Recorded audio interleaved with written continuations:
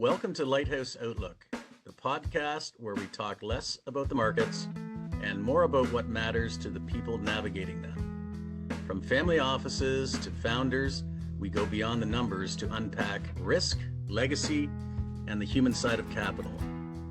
Hosted by the team at McNichol & Associates Asset Management. All right, good morning. Welcome to the May 21st edition of the McNichol & Associates Asset Management Research Meeting. And had a good update from our music royalties investment. It was music to my ears and should be music to your wallets. And then a brief charts of the week. Andrew's on vacation, traveling around the world. So how we got into the music royalties business is we really didn't. We actually intercepted a copy of this widely circulated Goldman Sachs report, which I believe dates back to the original version of this report is something like a 2018 vintage. It's called Music's in the Air, and it's all about streaming and how investments in streaming music royalty catalogs are a good alternative asset versus things like the stock market and the broader economy in general. So we were really excited about that, me especially, in terms of the alt program. And so here you can see some data from Goldman Sachs talking about the global music market from a revenue perspective, but also that focus on the growth rate, but also the live music revenues and publishing revenues.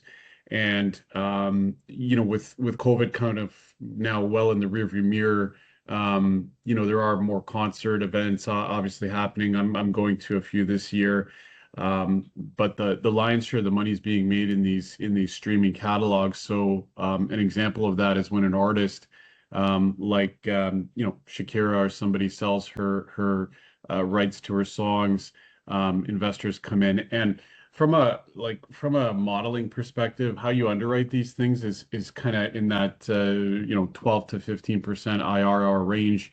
If you're kind of in that general in between those two goalposts, you should be doing fairly well. So we got involved with ICM Asset Management in terms of their music royalty fund.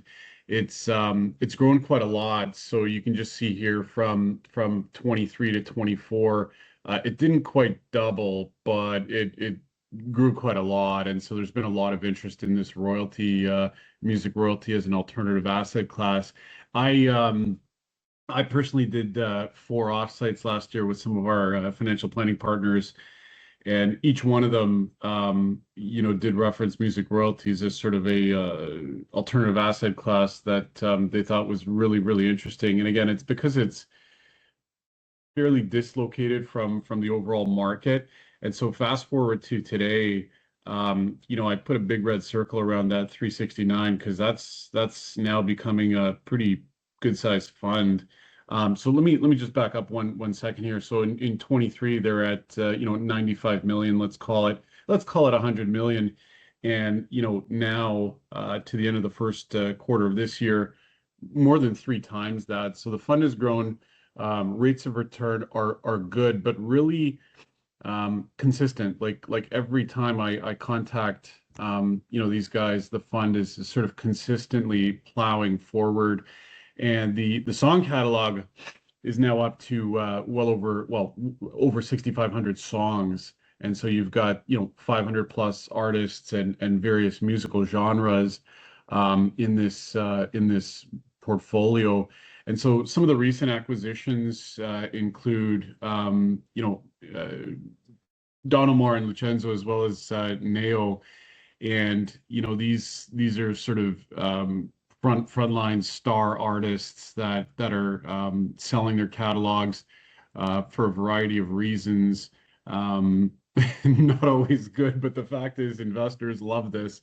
And so you've got these royalty catalogs essentially adding, I wouldn't say size and scale and scope. I wouldn't use those sorts of words. I would use sort of words like globalization and diversity, because music is one of those things that everybody's got a favorite song, and they can all sort of identify. Music is essentially a common denominator that I guess unites a lot of people, and they can all kind of appreciate it in their own way. Some of the industry trends in music are really kind of dramatic, and so I thought I would highlight a few of these here, starting with Sony Music's publishing agreement to acquire Recognition Music Group um, from Blackstone. So this is sort of a transaction amongst two heavy duty players in the field, right around that $4 billion USD range. And this is one of the largest catalog deals that we've seen. So it's about 45,000 songs. And not one of those songs is from myself personally. So you've got stars like Beyonce, Justin Bieber, and Fleetwood Mac, which is a great rock band out of Southern California. You've also got this Spotify deal. So they reached about just under 300 million paid subscribers in the first quarter of this year. So if you think this is sort of a flash in the pan, temporary, strategy, you might want to rethink that way of thinking, because this subscription revenue model really is working and sort of remains the core of not only Spotify's revenue growth to date, but also a lot of other companies in this space. And you're seeing more of these kind of high-tech companies get into this area. I guess the way you could say with music is, like, I've always been a big proponent of, like, if you're going to invest in technology, just focus on, medical stuff, like the stuff people need, as opposed to, some stupid social media site. But music is sort of the one area where people will pay up for that. I just renewed Sirius in one of my cars because I just like to listen to music and that sort of thing. And fumbling around with YouTube is not always the best thing, because they either get you with a subscription, which some people may not want. And nothing's worse than watching your favorite, listening to your favorite song, and then some silly ad for Viagra or something comes up. Biopics are also pretty hot right now. So the Michael Jackson thing is out, and it's interesting because right around the time this movie came out, I started hearing Billie Jean and some of his songs more often, and I just, like, I'm probably imagining it. Like, I think it was psychological, but even though things like this aren't really directly tied to our portfolio with ICM, these kinds of developments in the music and entertainment industry kind of reintroduce a new form of consumption. And one of the things I talked about in the last commentary for ourselves was diesel prices basically doubled. And if you're in the trades or something along the transportation side, if it's $500 to fill up your truck, I mean, that's a lot less money going into coffee, beer, smokes, stuff that you pick up at the convenience store part of a typical fueling station. But now with music, it looks like actually quite the contrary. It's pretty resistant against inflation in other areas. I think there's a few more here. Now, this is on the capital raising side, and this is really interesting and really relevant to sort of the whole thing going on in metals right now, because I was on a call earlier this week, and right now there's 200 gold plays looking for investors, about 50 in the silver space, half as much in copper, nickel, and zinc. And as you all know, there's one in antimony. So it's sort of like an issue of gold got hot, and now if you haven't raised capital for your mine, you might be running out of opportunities to do so. Maybe not, but this $2.2 billion in funding shows that there's a very healthy appetite for large scale kind of music and entertainment investments.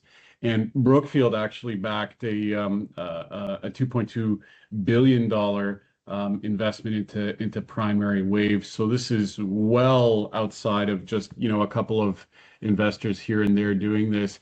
This royalty game has been going on for like 30 years, by the way. It's just sort of changed to streaming, and it's become a lot bigger and a lot more institutionalized. So stay tuned for that.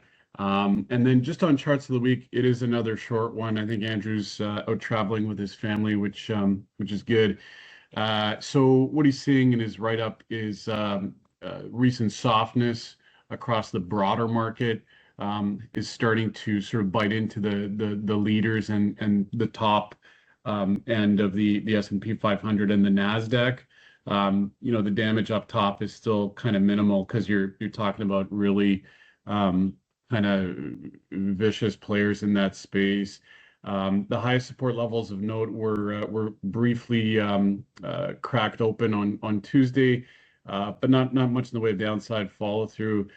In fact, it's back to the metals. The metals kind of had a rough, let's say late April, early May.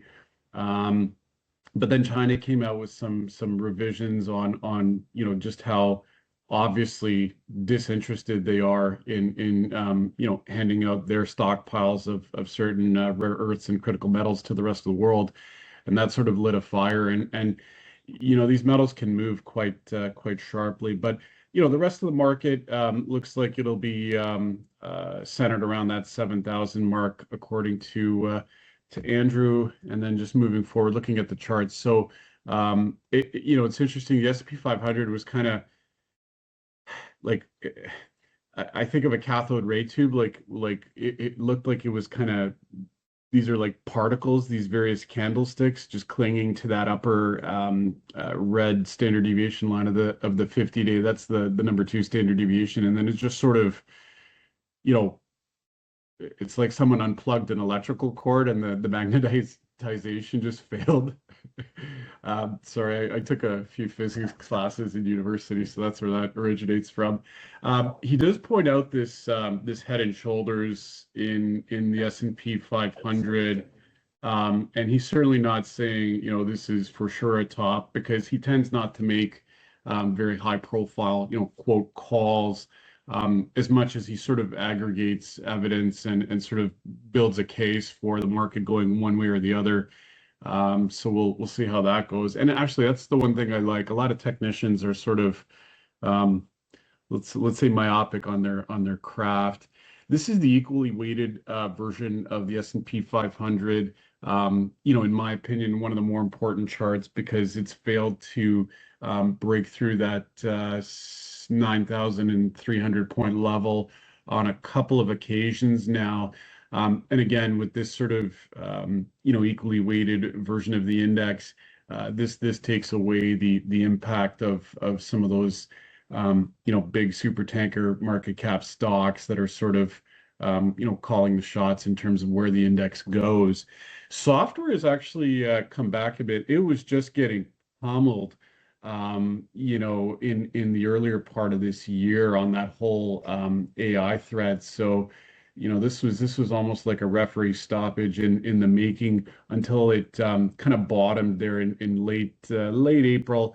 It's come back about halfway and is now sort of at this point where it might want to rethink what it does here around this overhead band of resistance. This is a key kind of pivot zone. But software down but not out, I guess is the way you could say it. And then the U.S. Treasury. So this is the 30-year, and Gilbert, I know Mike Coolbaugh likes to talk about this guy a lot because this is sort of a brick wall of a security. Like, this is no junior mining stock or anything like that. And so I think the absolute level of this yield is sort of one argument that's outside of my expertise. I'll maybe leave that to yourself or Chris or someone else to comment on.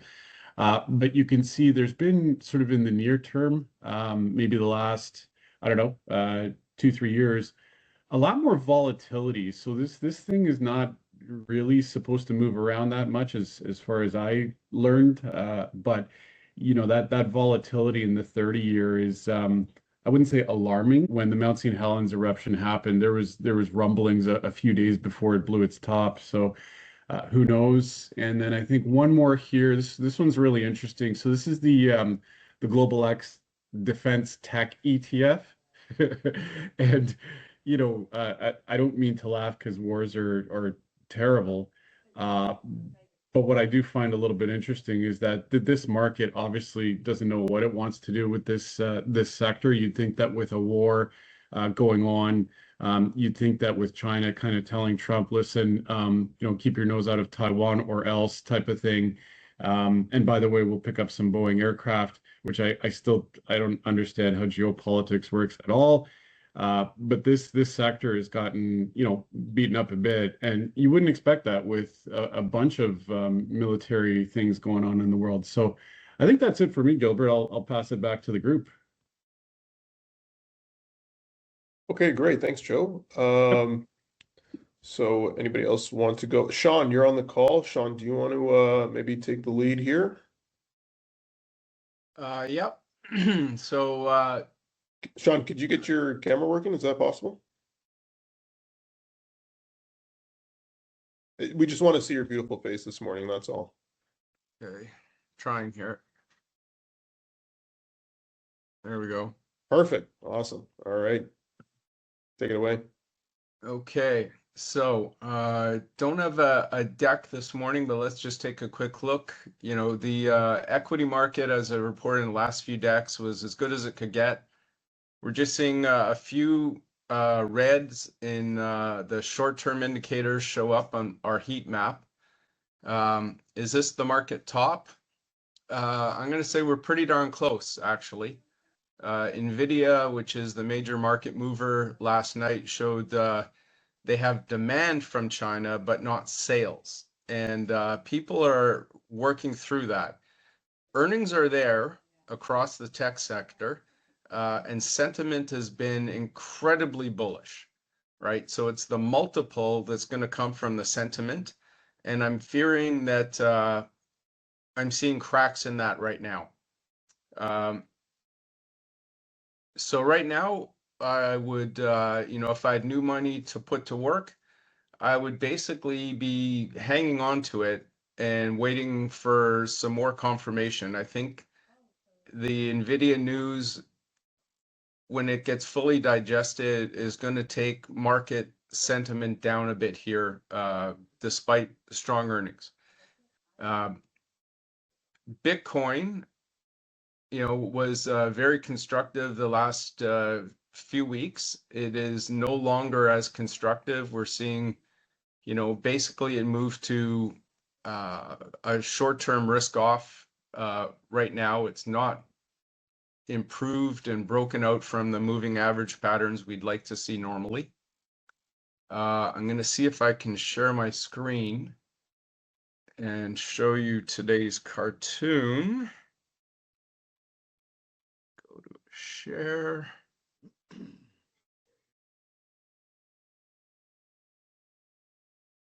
Okay.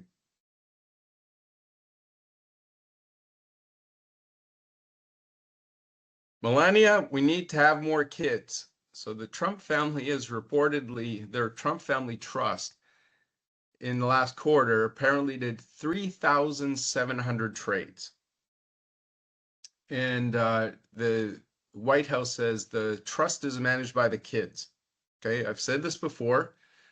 We have the most market-friendly administration ever in history.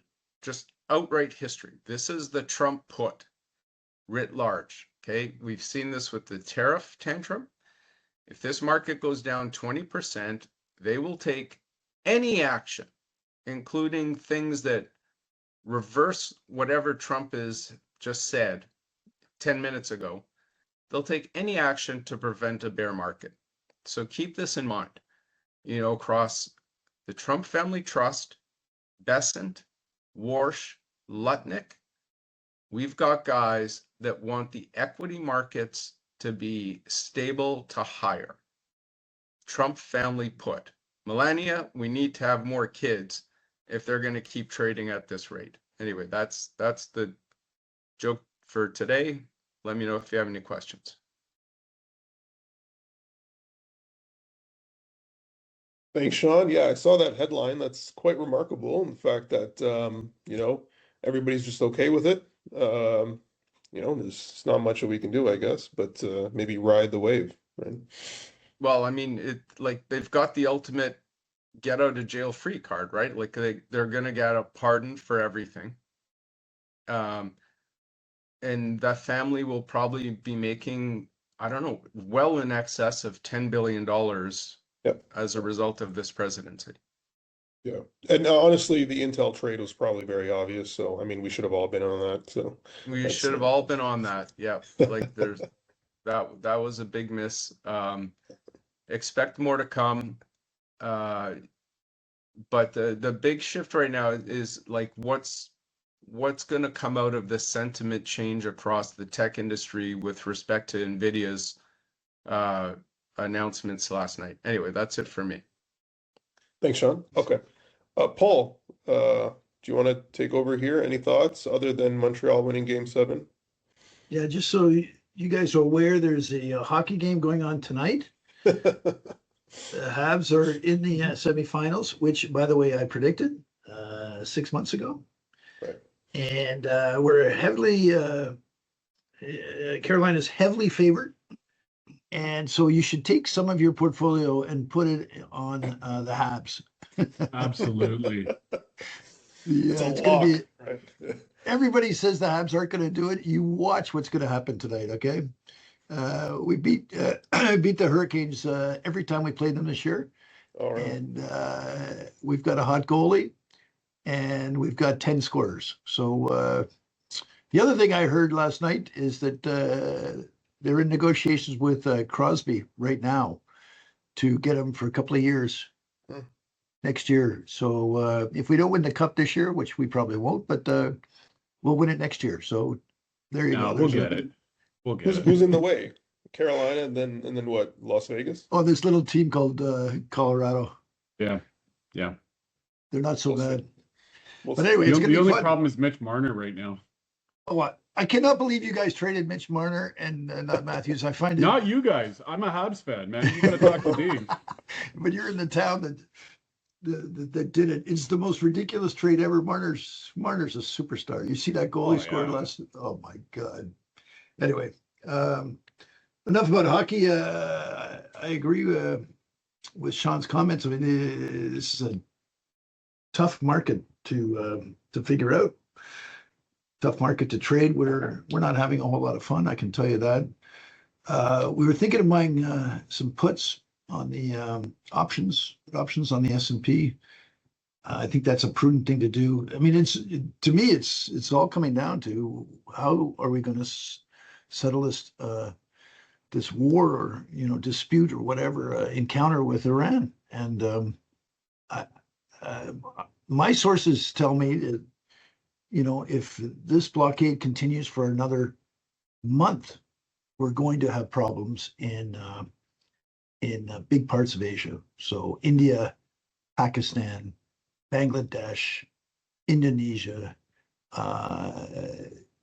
It's coming within weeks, and I just don't think the stock market's priced this in properly, because if oil goes to say $170 in Asia, that's going to be if we run out of stuff. I mean, India apparently what they're going to run out of is cooking oil. And they're trying to get some of the refineries to switch over to making cooking oil. If they don't have cooking oil, people are going to start starving, right? So I don't know. It's to me, we need to get this issue resolved, and we need the straits to be opened. And if that doesn't come within the next few weeks, then I think we're going to have an energy shock and a food shock, frankly, and to parts of the world, and it's a big deal. So So what do you do? I mean, I don't know.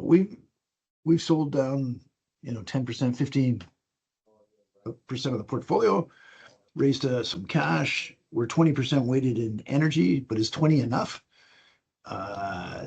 Obviously not. If energy goes to 140 or $50 a barrel, you want to own a whole lot of energy stocks. But of course, if they resolve this thing, it's going back to 75 in a hurry. Probably won't go below 75, but it'll probably go there pretty quickly. So you're going to 20% of your portfolio is going to get hammered. So I mean, what do you do? It's not an easy call. But I think the thing that's interesting is it's a short-term call. Like basically, if they don't open the straits by the month of July, then this market's going down. Like it's as simple as that. So, Paul, do you think this is like a potential systemic risk, that what you're talking about in Asia, that it could be a contagion, or is it just like a short-term thing?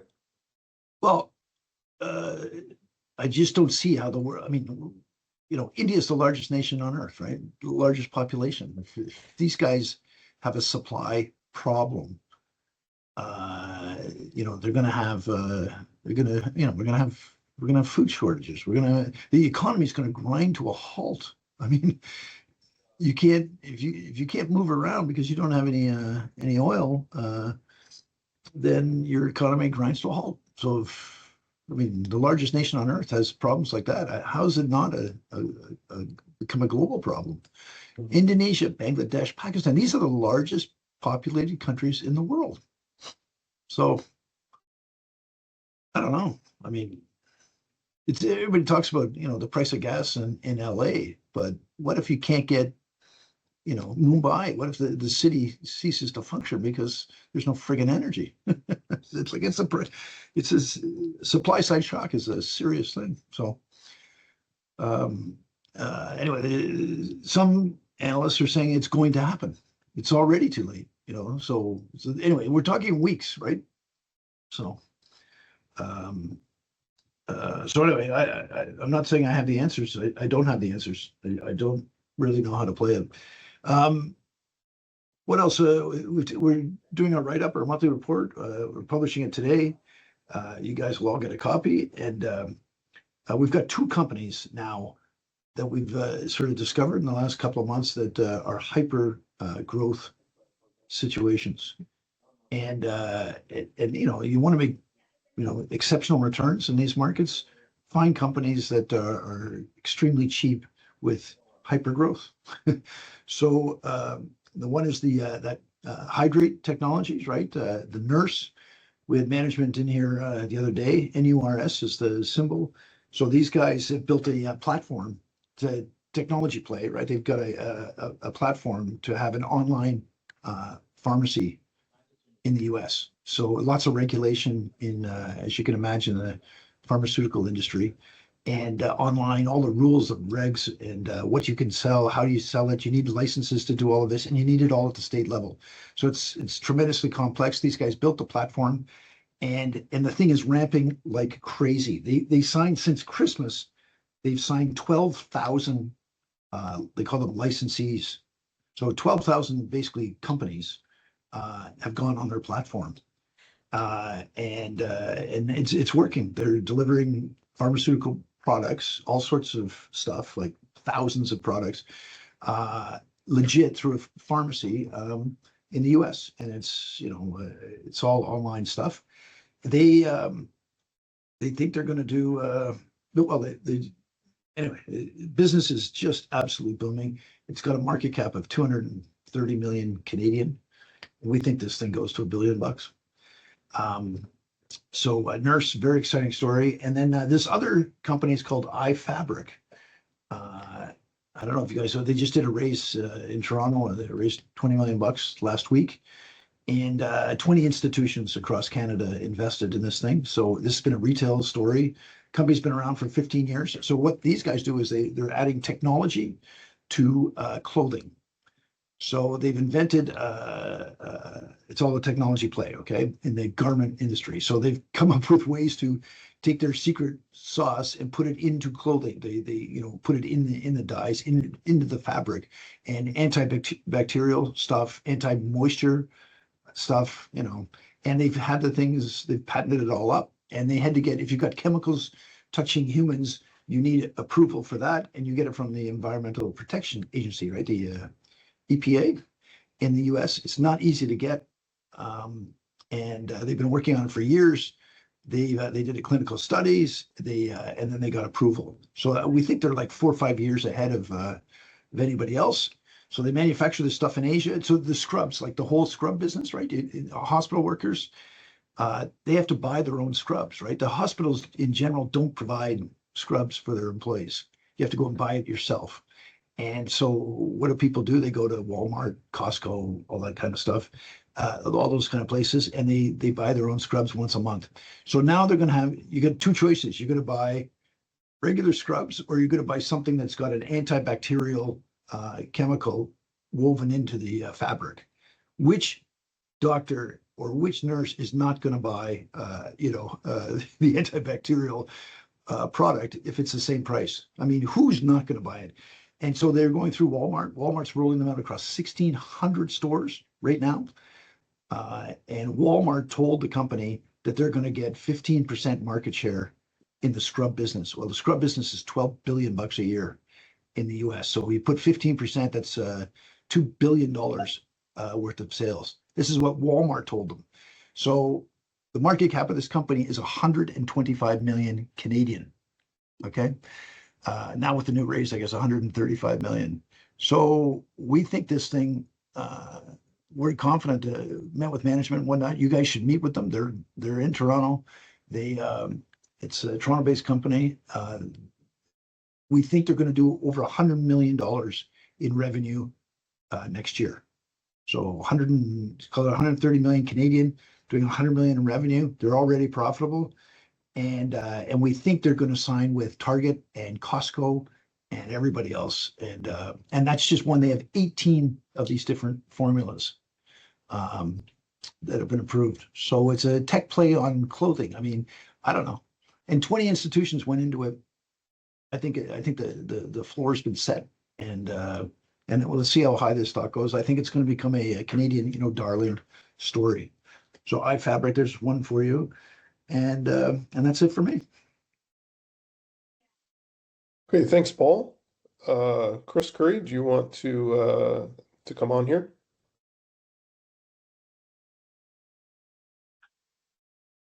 Okay. Give us your thoughts. Excuse me, I think I've got things going. Yep. So in the rates market, the US is still looking at more hikes, same in Canada. US first hike is forecast for March of 2027. In Canada, surprisingly, it's in the October meeting. So, the market's really shifted from cuts, even though Warsh has been confirmed and going to take this chair. It looks like the market's looking at more hikes, which you're certainly seeing in the backup in rates, which everyone has seen and talked about. Okay, so I'm just going to probably wrap us up here with two slides. Hopefully you guys can see us here. This is from Michael Coolbaugh. This just came in last night, so I haven't gotten the time to look through it thoroughly, but this is from Strom Capital. He was talking about Colombia, the upcoming presidential election in Colombia and the significance of that. What I found really interesting here, however, was this chart here. This is from Bank of America Global Fund Managers Survey. They call it "In It to Win It," record monthly jump in fund manager survey equity allocation. So you can see that this is actually the highest that they have on record. And this is really reflective, I think, of what we've seen in the rally off of the late March, early April lows. We pointed this out multiple times that this rally has been one of the strongest rallies in terms of percentage gains, in terms of market capitalization across the board historically. And so it makes sense that we would see a net percentage overweight of equities. And this change going from the decline that we saw, I mean, guess starting in October, November, when the market was going sideways into those lows in March, until the break to new all-time highs that we saw, and then this rally that was very strong. He did point out this issue with regards to truckload rejections, that they continue to surge. So I'm just going to read this here. The Supreme Court has just issued one of the most consequential rulings for the trucking industry. The ruling states that brokerages may be held liable in accident lawsuits. This makes hiring cheaper providers with poor safety ratings untenable for brokerages and insurance providers. And so you can see rejection index going higher. And then he also points out national truckload index is higher as well. So spot rates are rightfully following suit. We believe oil is making the true bullishness of this masking, the true bullishness of this backdrop. And so we're seeing rates going all the way back to the highs that we saw in early 2022, late 2021, when reopening was in full swing before this decline. We can see this also happening with rail volume supporting the trucking boom. So you can see year over year volumes are increased here. And so rail traffic confirms that this is not just a supply constraint, but consumer-oriented traffic is softest, while industrial-related volumes are booming here. He does talk again about Colombia here with the candidate Ivan Cepeda likely to win here. There will likely be a runoff in June with no candidates receiving more than 50%. Espriella, hope I'm pronouncing that right, is the far right, and Valencia, center right, are both conservative candidates. Their combined polling suggests Colombia will be the latest to join the right-wing political shift. So again, sort of a shift there. I'm not a big politics guy, but that's what we were talking about this week.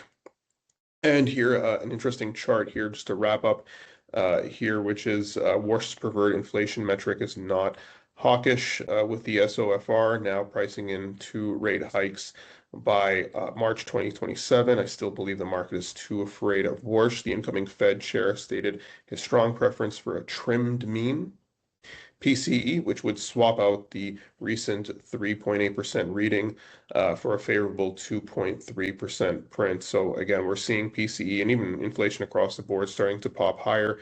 He's favoring the trimmed mean, which would mean that inflation, as they're reading it, is actually a lot lower.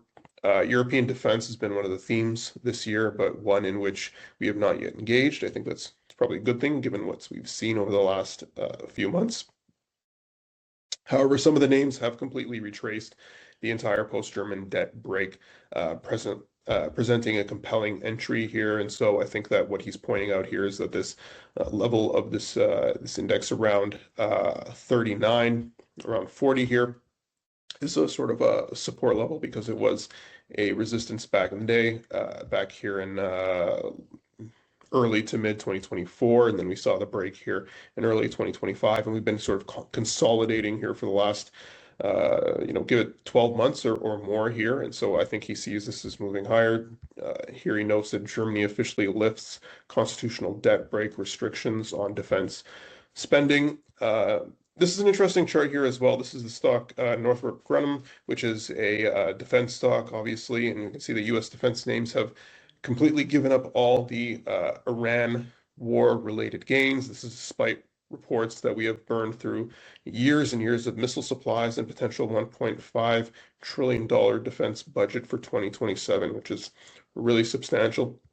It's come down here from over 750 down to 550, which he's pointing out here is a important support level. I think because we see that these were the highs back in late 2022, early 2023, also in 2024 and 5, and it was support back in late 2025, so it's a potential entry point here. Interesting chart here of Royal Caribbean Cruises. He points out that on the consumer side, persistently elevated gas prices will put a strain on discretionary spend. This is something that we've noted, and it's historically true. Whether this is a hantavirus related or a slow-moving realization of little progress with Iran, many travel names are looking vulnerable here. Yeah, so he's pointing out the fact that it's not just a decline in discretionary spending, but also concerns related to, I think, hantavirus. We saw that was in the news with the boat the restrictions related to that. But I think another thing that we're starting to see as well is Ebola starting to come on, so that could be an issue. So I think that that's it for Michael Coolbaugh this week. I'm just going to go over the short report this week. Not too much to update. One small significant development here. So we're going to take a look at the disclaimer. S&P 500 again rising here, and not much has changed. I'm not going to go too far into that. Cape ratio again, we're at the .com highs, so very expensive here. Regardless of what the market has done in the last week here with this sort of pause that we've seen, I want to bring up this chart again, which I brought up last week, which is looking at historical 6-week returns. So historical returns after 6-week rallies. So when we've seen 6 consecutive weeks of the S&P 500 rallying, what we see is historically a 17% return 52 weeks out. And so that would put us in very elevated levels from both a technical standpoint, but also from a fundamental metric standpoint as well. That's what history tells us. And so I think that students of history of the market are going to be looking at this. And while the market does seem very dizzying right now, history tells us that it can continue on. This is what I wanted to point out last week. We noted that despite the fact that the market had been rallying off of those lows in April, what we saw is a sort of a pullback in market breadth in the most recent part of the rally. And what's interesting is that this market breadth has actually started to accelerate. We've seen a widening out of market breadth at the same time that the market has sort of paused. And so what we're seeing, I think, here is rotation into some of the less popular names, but a rotation maybe out into the more heavy weighted names. And as a result, the market is sort of pausing here, at least it has for the last couple of weeks, while it's actually broadening out. And so we see this not just on the 50-day moving average, the market breadth, but the broader S&P 500 stocks trading above the 200-day moving average here. And again, this looks like there's room to run here, right? The markets aren't at extreme in terms of breadth on either of these charts. And so I think that while we're probably going to take a breather here, an imminent decline isn't necessarily something that we can sort of bet the house on here. Defense versus growth, just pointing this out again, we're approaching the 2000 highs in terms of relative positioning in terms of defensive versus growth. We'll see what happens if and when we get there. And whether we're going to see the decline that we saw in 2000, the rotation out of growth and into defense. If this is a concern to you, we have a solution with our partners at Universa. So please give us a call. This is not investment advice, but we're happy to help. So that's it for me this week. Anybody else? Any final comments before we call it?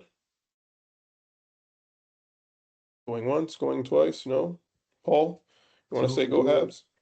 Yep, go Habs, go. Of course. Awesome. All right. See you guys. See you guys. Have a good one, everyone. Take care. Thanks for listening to Lighthouse Outlook. If this conversation sparked a new perspective, share it with someone who thinks differently. Subscribe for fresh episodes every 2 weeks and visit mcnickelasset.com to learn more.